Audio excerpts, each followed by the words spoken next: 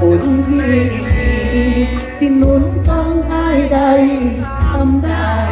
ขอบคุณครับหลายครั้งที่เจอปัญหายังหากันจะปัดคนที่เธอเป็นคนคอยกำลังใจยิ่งนานเท่าใดก็ยิ่งมั่นใจในทาง